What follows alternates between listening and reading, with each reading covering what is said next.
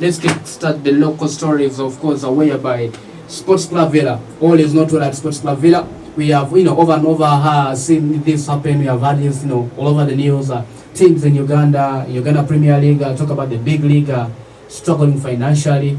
Now this, it has been known to be, the culture of Express struggling financially, struggling to maintain the players, keeping the team together, paying them, facilitating them. Now this time, Jeremiah, we are getting news that all is not well in Sports Club Villa, despite their good run in the league, but financially, players are not getting the pay. What is happening at Sports Club Villa? Yeah, actually, a few days back, I was talking to the young lad who is known as the Ugandan Neymar, Charles Ranga, and he was telling me he hadn't been paid actually for 7 months, and it was an issue. And he's doing school at St. Mary's Chitende. Yeah, and people there were like, they were calling him to come back in the camp, and it really looks likely that he's going back to Chitende just because of pay. He has not been paid for 7 months. And apart from that, these other players, I was talking to Ambrose Kyria, and he told me he wasn't paid for 6 months like all the other teammates. Now I think there is a huge problem there, and most especially with the board. You cannot know which board is really having the time right now. Who is in charge of a club right now? Is it Mandela? Is it William Nkemba? And then of course on the other side we have still Misaga. Yeah, Misaga, but and in the shadows. Yeah, and a few days back there was a statement on Villa's official page that they were going to elect the committee that is going to take over Villa, but unfortunately from nowhere we saw nothing. Yeah, and we are just in suspense. We are there, but we think such actions should stop in the UPL. We need a lot more. We need better things because previously we had Star Times in that sponsoring Sports Club Villa. Sponsoring Sports Club in the Villa reign of Misaga. Yeah, in the reign of Misaga. And when Misaga disappeared, it all went down the drain. And he went with the sponsors. Yeah, he went with everything. He went even with some players. I hear they were for the interim committee, and that interim committee was headed by him. Yeah. The likes of Nicolas Kasosu, who was sold off to KCCA. And I don't really understand what's going on, and I would like to see a change in Villa. Juma, I want to get your view on this. When you look at Sports Club Villa and you talk about Ugandan football, it's one club that you can never talk about Ugandan football and leave it out.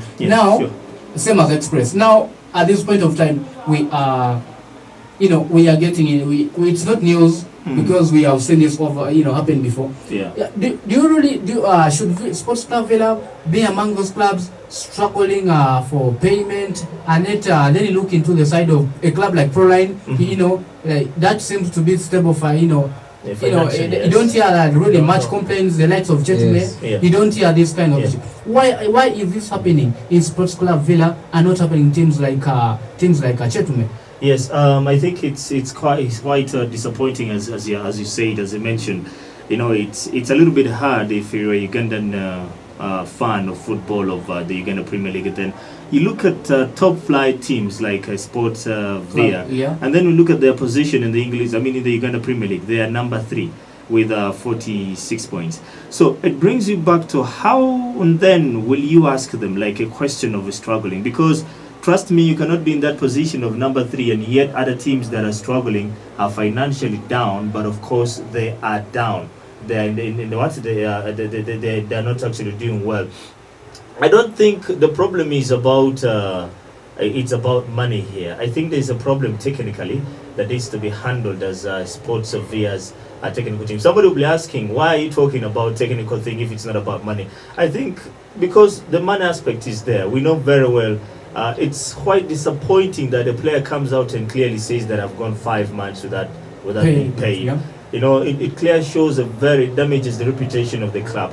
But and again, of course, in the league at large. yes, we again have to look into it. I think there's a lot of things that we need to look at technically. It's sports via, but I think it's really very bad and it damages their reputation. Looking into the history they have, looking into where they are, their position. So I think there's something that needs to be done. Yeah, but Juma, I really think if they put that committee right, I think the sponsors will come on board. So you do agree with Juma that there is something wrong with the administrative wise, technically something is not going right. Yes. Yeah, something is not going right. Yes, and of course, putting Sports Club Villa aside, let's turn our attention now to Charles Lukwago. When Johnny McKinstry summoned the squad for Chan, we saw injury, players who are on injury list being, included. Yes. The likes of John Rabbit of KCCA, and of course not forgetting one and only Charles Lukwago of KCCA, who had picked up an injury a match before, actually a week before, and getting someone. But now the news getting to our desk is that he's back in the training. What do you make of this? Taking Lukwago on a 50-50, who with an injury that that a player you're not going to be sure that he's going to be 100% fit. Why don't you pick someone, say from give someone? We already have a legs of Saidi Kenny. We have the Alionzi from URA. We have Mutakuba all the way from Chetume. Yes. Then why would you call in an injured Lukwago? And yet you have other variety of goalkeepers. Why not give someone from Ginger SS a chance? Why not give someone from Wakiso Giants a chance to play? Jeremiah. Yeah, with Lukwago, he has massive experience in there. And from the comments I heard from Johnny McKinstry yesterday, I heard him speak on a Given Lab platform, and he was talking about Lukwago. In the way he was talking about him, it really seemed that Lukwago's injury was not way up there like we all thought, because from what we heard, he had gotten a fracture. Yeah, and the moment it doesn't seem like a fracture. And he said he believes that Lukwago by like 2 or 1 week to Chan, he will be back to full fitness and he will be okay. Juma. Yes. I want now on your side of you. Would you rather, as a Cranes coach, put yourself in that position, or a coach of any other club? Would you pick someone who has picked up an injury? Would you call that person up when you rather have variety of youngsters, buzzing, with playing with competitively and outstanding form? Why would you go for an injured, experienced goalkeeper? I think the right word to use is on form players. Yes, of course. But, yes, if you're on form, definitely, of course, you're not injured. But now the thing is, as a coach, I don't think his decision is bad, because it depends also how long is this lad going to be outside or bit sidelined. It depends. And then you look at the impact of him being in the squad. Is he going to really bring change to the squad? I mean, is he going to really impact the team? If that is so, and then keep him there. Maybe his presence alone can mean a lot, but I think it depends more on how long is the injury. If he's going to be sidelined for some time and you have a game that is coming up. Of course, I think the South Sudan game up against Uganda, you need squad, you need players who are really good, players who are on form, players who are very fit. But I think it's a decision of the coach. We are not going to argue about that. But what we should be looking at is how long is his injury going to take.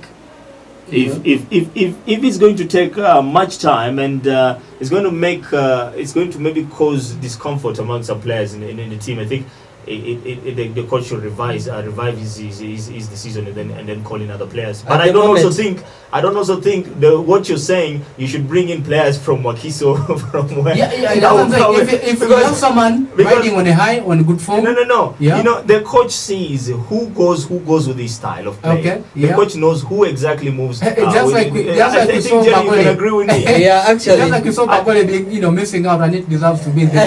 Yes. No, according to you say he deserves. But the coach knows who exactly can fit to his side. Yeah. Yes. Okay. By the way, about about the Bagole issue, I think Bagole is very unfortunate, and in all regimes,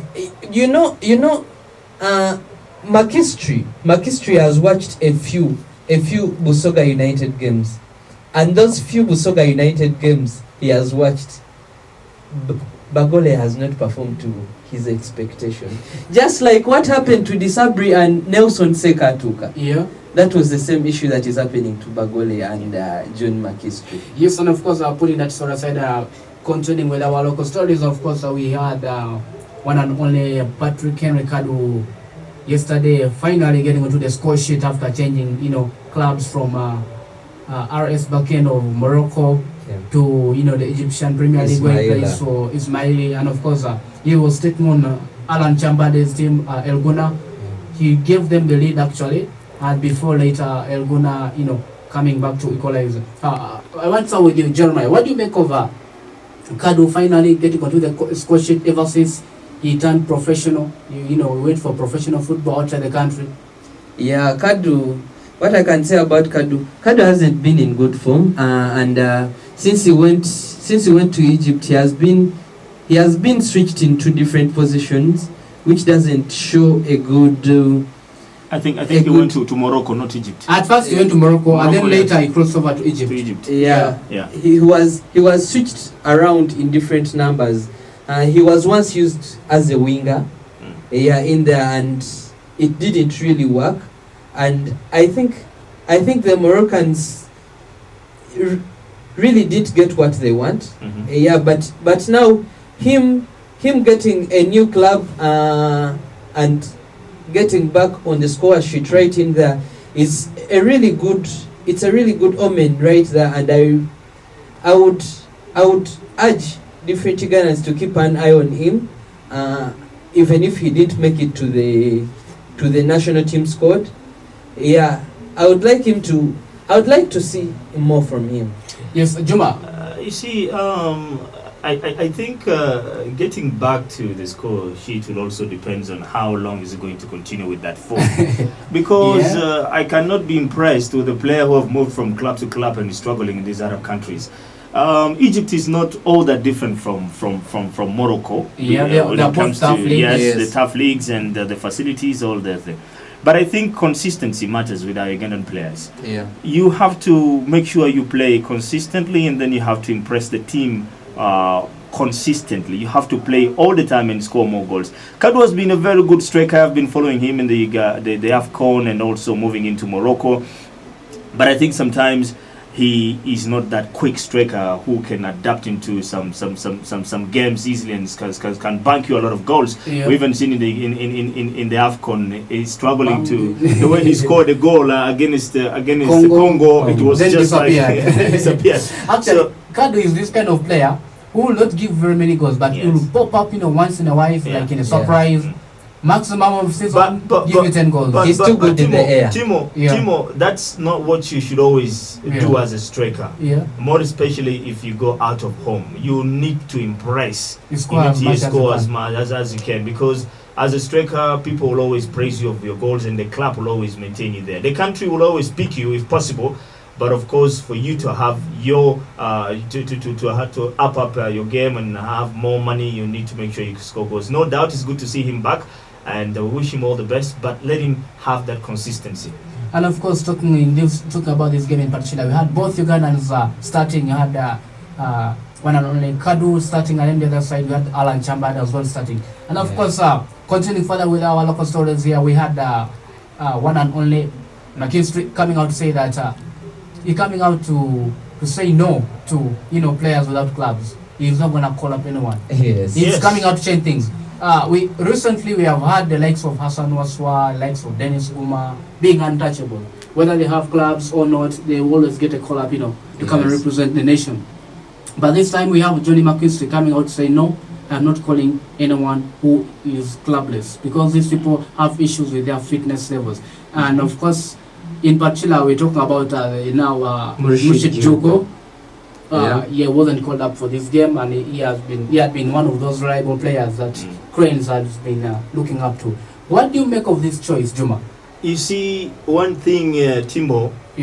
if you don't play, how will I know that you're fit? Yeah. And then secondly, if you don't impress, or maybe if you don't play, you want to be called to the national team. Yeah. But where have you been playing? You are just there. You're not in a club. Yeah. So as a coach, you don't need to get someone who is, you have been staying as, I like his statement by the way, fitness. Yeah. Fitness is very, very important. You're not just going to be called because you're a top, you're a very good player, you just come into the team. But again, in another way, it hurts because sometimes there are players that you really need them, their presence in the team.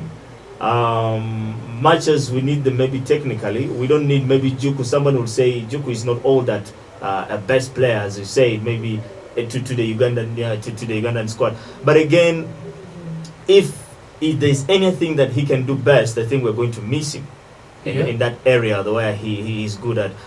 But it's not really a very bad decision for the coach to come out clearly and say that. And I think if you prove yourself that you're a player, Jerry, and then you don't have a club, and then you are not a player, because if you really want to play in the Africa in the national league, and then you have to make sure that you have a club and then you play there, because you cannot just call from nowhere because you're best player. But I believe we have many covers for that position. We have the likes of Bevis Mugabe. We have Bevis Mugabe who can play there, and recently has been playing at right back during the Uganda Cranes games. We also have the Scottish. We have Ronald Muchibi in there. He can also play centre back. By the way, why haven't they called Sewankambo? They both play in the same team, Star Suns. Oh, both Ugandans. Ivan Sewankambo. Yeah. Yesterday they had full-time action. But if McKinstry managed to see Ronald Muchibi, and he didn't see how. I don't know why he hasn't spotted out. And this is a central defender, by the way, we're talking about. A defender. Isaac Sewankambo. Maybe it depends on his style of play, like you were saying. How he's trying to build. But I have a disagreement with Johnny McKinstry on Gift Ali. I have a big issue with him on Gift Ali in the midfield. The way he described a player he wants to play in there, in that midfield, I think Gift Ali is the player he tried to describe. And of course, before what do you make of Maroon's appointment of Charles Ayeko? Massive. Previously being at Bull, he has been more of a technical director, Busoga United, vast experience. What do you make of this appointment? Last week, actually, they fired Bamuyana, and this week they have in. A few weeks back, I think I talked about Bamuyana and his style of play, and he was trying to implicate something those players couldn't do in there. But about Charles Ayeko Mbuzi, he's a massive addition to that team, and I promise you that myself. You will see the difference in there. Yes, and of course, we are going for this short commercial break. When we get back, we shall be switching our attention, of course, to international football. Don't go away, stay tuned to 9.7 Umkat FM. We shall be right back. Are you an S4, S6 focused, or you want to upgrade in any course? Look no further. At Wonkat School of Journalism, Mass Communication and Business Studies, we already have market-oriented courses like radio and TV presentation, filmmaking, DJing, journalism and mass media hands-on training, public relations, information and communication technology, business administration, and many more at diploma and certificate level. Remember, the first 20 students register will get bursaries. Come and register in our January-February intake. Or for more information, call 0757 260 885 or 0772 421 124. Wonkat School of Journalism and Mass Communication, professionalism for development.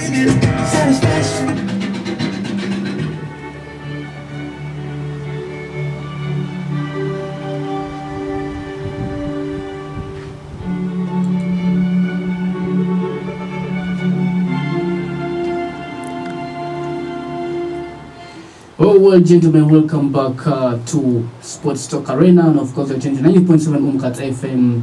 Right now, of course, we're to international football, and of course, talking about international football. Before we get into the Champions League, today is Tuesday, and it's Champions League Tuesday. Before we get to the Champions League, let's talk about coronavirus that has become an issue. Yeah, it's an epidemic worldwide. And now the news coming in from the Serie A is that the government has come in to halt all, to put all games, all sports on hold countrywide. And now, of course, when we talk about this, it's all as a result of Corona. What do you make of this? What impact, what effect is this going to bring now into the the world of sport? Yeah, about the coronavirus issue, coronavirus has massively affected every aspect of life. I won't dwell it only on sport, but all the aspects of life. And in Europe, it's starting to eat up the whole of Europe, starting with Italy, then France, even a few issues in some few European countries. But about sports being suspended in Italy, I think it spread so fast in Italy. And about the government, it's very right to do that. Now, the only worry is that eating up France is a problem, and let's wait and see if we can have a greater solution for it as time goes on. Yes, Juma. Yes, I think I just like the word eating up Europe. It's finally spreading. No, I think sometimes we get it wrong, because if coronavirus is in Italy, doesn't mean it's in the whole of Europe. But of course, that maybe that it's spreading, and that getting scared, trying to take precautions. It's spreading, and we also seen some story that actually the Barcelona game up against Napoli will be played in close the door. Yeah. So we talking about the coronavirus, I don't think there is much to talk about that. We know how it has affected not only European countries but also African countries. Right now you see that things are a little bit expensive. There are things that we used to get from China. I don't know whether it's another way of Americans trying to fight China in another way, or maybe I don't want to get into that, because some of these things are created, by the way. Yeah. We should know that these things, some of them are created because of 2 or 3 issues there. Yep. Now, coming back to football, I don't think, yes, it's going to affect, but it's going to really be a very, very bad one, because to suspend the Serie A league until the 3rd of April, and we don't want to see some big players, of course, being infected with the virus, like Ronaldo. We don't want to see that. Will make a very, very big news in the world. So we hope that the government intervenes, and I think why the government came out clearly to say that maybe they have put some measures in place, and then they put some measures in place. And of course, because we have seen like around thousands of people have so far been infected in Italy, and according some like around 100 something like that are dead. So we don't know yet exactly. But coming out, it will be very bad for the sports fan. A sports fan like me, who loves Italian football. It will also be very bad for to stay without watching, of course, some big clubs. And of course, talking about that talking about coronavirus, it is already having an impact, of course, whereby the Champions League game between PSG and one and only team Dortmund will be played behind closed doors. But of course, now I want to, Jeremiah, what do you make of this game quickly? You know, what time is running up. What do you make of this game? PSG and Borussia Dortmund. The first leg not being the best for PSG. Yeah. So what do you make of, as heading to the second leg? About PSG, in fact, their support will remove a huge part of them, but I think they still have enough to get that job done in France. And let's not forget the Borussia Dortmund. The Borussia Dortmund we have right now is it's on fire. It's our own form Borussia Dortmund, with Thorgan Hazard on form, Erling Braut Haaland on form. So we are in for a tight game, although I think PSG can do the job at home. Juma, yes. Do you see PSG come back from the defeat to Borussia Dortmund? Yeah, if it's going to be played under really close to doors, you see sometimes also fans have they make up the whole game. But I just think Paris Saint-Germain playing at home. Paris Saint-Germain have a very bad record when it comes to Champions League at home. Yeah. They have lost last season to Manchester United.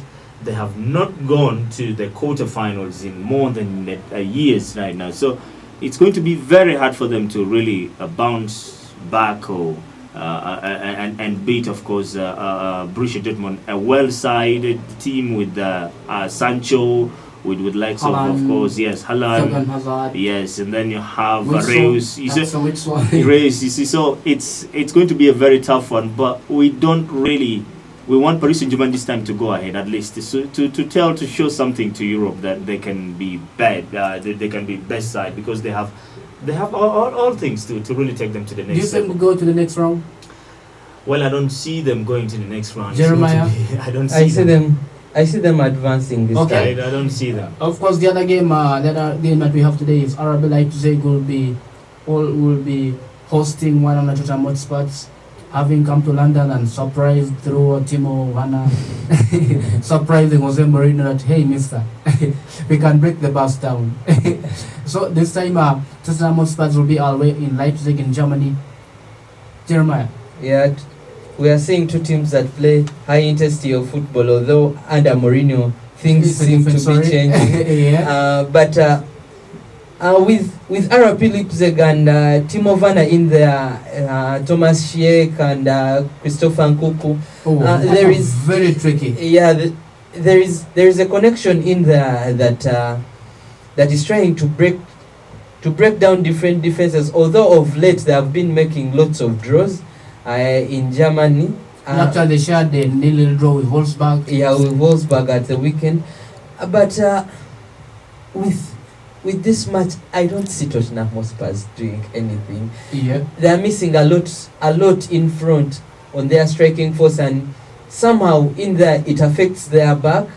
Their back also has that time whereby they relax a bit and things kind of go berserk. But I see RB Leipzig, a draw or win for RB Leipzig.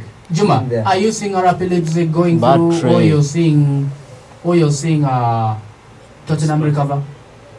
Yeah, I think we need to flash back to the history of Jose Mourinho when it comes to Champions League. Much as the Spurs have been performing poorly, but I don't think it's going to be just a walkover for RB Leipzig. I'm going for Spurs beating RB Leipzig, and they will advance to the next round.